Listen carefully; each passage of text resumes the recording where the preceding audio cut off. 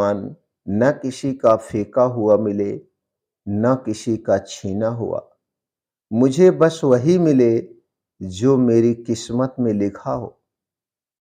और अगर ना मिले तो भी गम नहीं, क्योंकि मैं जानता हूं मेरी मेहनत का लिखा हुआ एक दिन जरूर मिलेगा। दोस्तों, इसे समझते हैं एक छोटी सी कहानी के माध्यम से।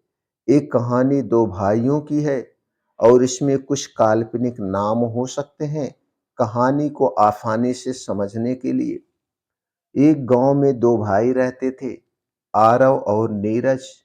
दोनों बहुत गरीब थे। दोनों के पास पैसे नहीं थे, लेकिन सोच दोनों की अलग अलग थी। नीरज हमेशा शॉर्टकट ढूंढता, कभी किसी का फेंका हुआ सामान उठा लेता, कभी किसी से उधार मांग लेता, कभी किसी और की मेहनत पर अपनी उम्मीदें टिकाकर बैठ जाता। वहीं आरव इससे अलग था। वो कहता, मैं किसी का फेंका हुआ नहीं लूंगा, न किसी से छीना हुआ। जो मिलेगा मेरी मेहनत से मिलेगा। गांव वाले हंसते थे, तेरी मेहनत से क्या होगा। लेकिन आरव चुपचाप रोज मेहनत करता रहता। यहीं से शुरू होता है किस्मत का पहला इम्तिहान। एक दिन गांव में तेज तूफान आया।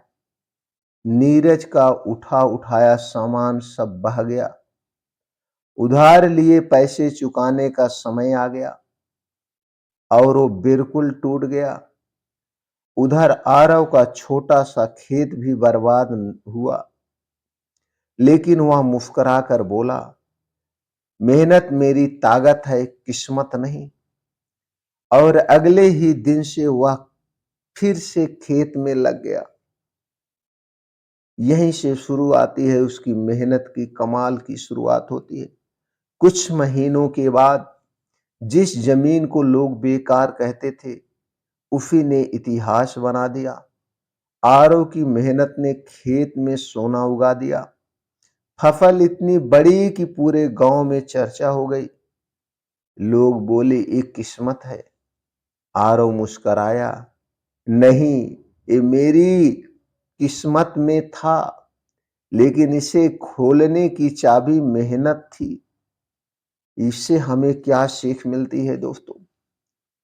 आज आरव गांव का सबसे सम्मानित व्यक्ति बन गया और नीरज, वो अब भी शॉर्टकट ढूंढ रहा है, क्योंकि उसने मेहनत की कीमत ही नहीं समझी।